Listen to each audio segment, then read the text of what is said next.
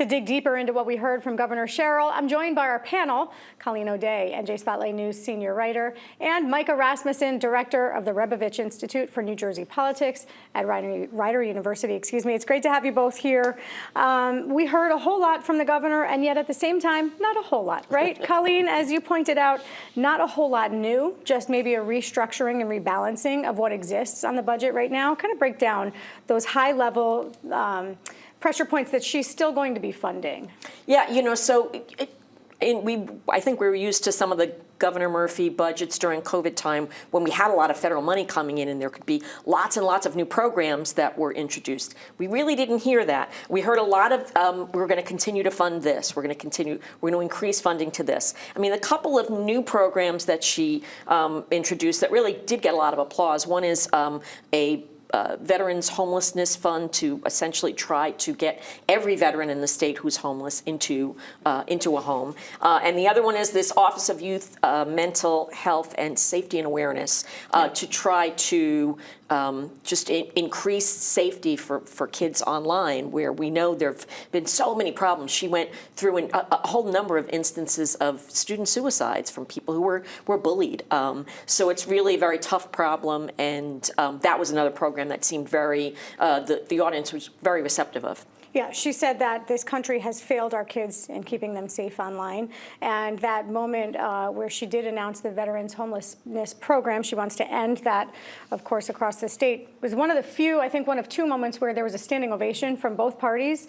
Not a whole lot of applause in this speech compared to what we've seen from Governor Murphy. So she's teed herself up for a fight with the legislature. One of those fights will likely be over property tax relief programs that she is shifting. What can you tell us, Micah, in terms of what's going to change with Anchor, with Stay NJ, and Senior Freeze is in the mix as well? Absolutely. So there are reductions to all three programs in terms of the amount that we spend. About $500 million of the reduction will come from Stay NJ. It will come from reducing the eligibility. Seniors were getting that up to $500,000 of income. They were getting that half price reduction on their property taxes. That will go down to $250,000 will be the new income limit going forward. She's got about $100 million coming out of Senior Freeze, and she's got just a little bit, it looks like just a hair coming out of Anchor, and that may come from some redundancies with the Stay NJ program. But the bottom line is these are very popular programs with seniors. They're very popular with the legislature and Speaker Coughlin, who introduced them. And so she is teeing up for a fight, as you said, with the legislature. They're coming back for re-election next year. She's not. And people are going to be looking for those checks that are really popular. And so we'll see what happens to those going forward. And listen, let's not ignore the fact that when people get checks in the mail, right, they're going to thank their elected officials. And so these are popular programs for elected officials as well, because they help win re-elections. Colleen, schools and school funding is something that she talked about high level, a big focus, as you said, on young people, but really looking at mental health programs and then looking at early education. She did not talk about how she would change or make any changes at all to the school funding formula. But what did she lay out in terms of pre-K, in terms of tutoring, high-impact tutoring? Right. It's the highest. It's a record amount for pre-K education. There's more money for this high-impact tutoring, which she pointed out seems to have made a difference in a number of districts. Significant difference, right? Right. Getting kids back up to where they were before COVID came in and just kind of broke the system. And there's about a little bit more than 3% more for education in general, about $12.4 billion.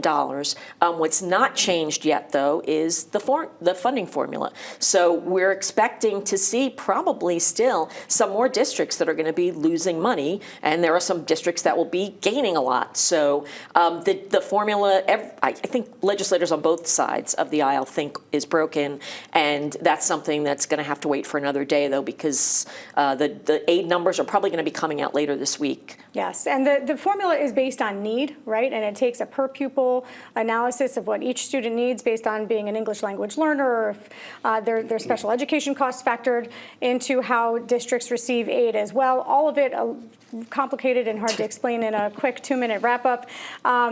But we do see that this governor is prioritizing pensions once again. Probably not a surprise at this point, right, Micah? No, I think she wants to continue that momentum that was set under Governor Murphy. We've got to pay that down. And even though it's a big part of the budget, it's $7 billion that has to go into paying those pensions.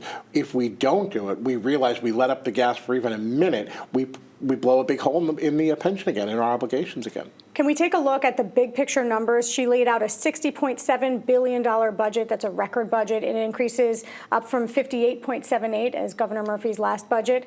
She calls it the most fiscally responsible budget that the state's seen in years, but there is still a deficit. What are we looking at in terms of the deficit? Yeah, so before the budget, she talked about a $3 billion structural deficit or hole in the budget, a difference between what we were taking in and what we were spending. And she has cut that in half with this budget proposal. She is proposing to bring us down to just $1.5 billion difference between what we spend and what we take in. Step in the right direction. She's saying she can't get us all the way there in year one. This is something that will be a continuing process going forward. Just looking at the math, we were at a $3 billion deficit, only $7 billion surplus. That left us 2 years before that surplus was gone. She's now shrunk at about 1.6, surplus 5.4. Do the math, that gives us 3.5 years. Is that a whole lot of breathing room, Colleen? I mean, it really isn't, but any breathing room certainly is something that you would welcome. And who knows what happens in the meantime? Maybe there's a great uptick in the economy, and so that would further increase revenues. We haven't really talked about that, but the state seems to be saying that the revenue projections are on track or just maybe a teeny bit better for the most part, for example, in the income tax. So any change that might happen certainly is something that you might want to wait a little bit for, right, to make those tough decisions. It's funny when governors present these, oftentimes you kind of have to weed through to understand what's being said. And she said that she was going to reduce transfers out of the Affordable Housing Trust Fund by $70 million. Leaves us all figuring out, what does that mean? Colleen, what does that mean? As far as I can tell, that means there still will be a transfer. Could be as little as $10 million. It could be more than that. In other words, money coming out of a fund that's meant for affordable housing? Right. The fund is supposed to be used for the construction of affordable homes.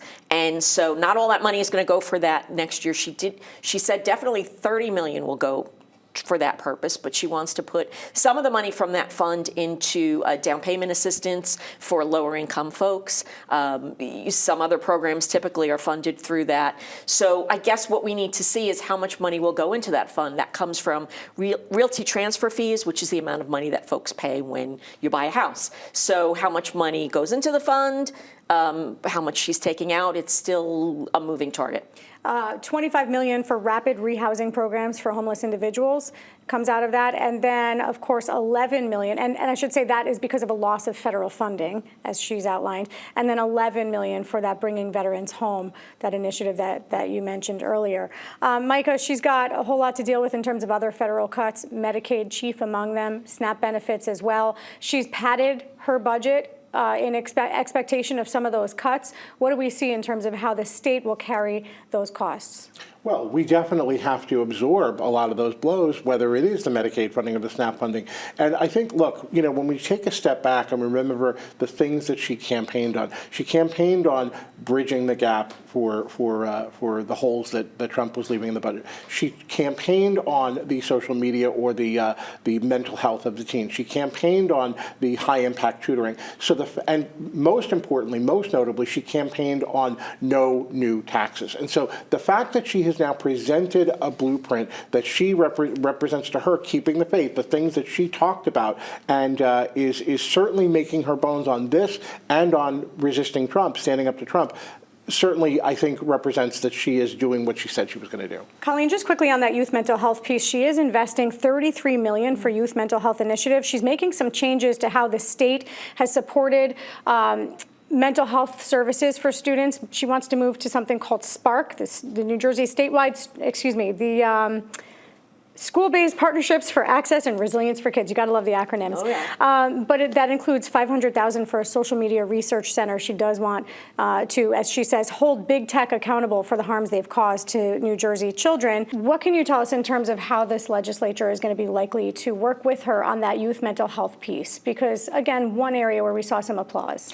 Yeah, I mean, I would think when we see the applause, when we see in particular the two leaders sitting behind her, the Assembly Speaker and the Senate President, applauding, smiling, you think, well, that's something that is going to go through. They were not doing so for some other programs. For instance, when she talked about cutting Stay NJ, when she talked about, no more Christmas tree items, that's something I think there's going to be more of a fight about when we get to June. She wants to change the process so there are no more add-ons at the end of the budgeting process, something that's added $1 billion sometimes to what's already a hefty budget. I want to thank you both, Colleen O'Day and Mike Rasmussen. Thank you both so much for your insights.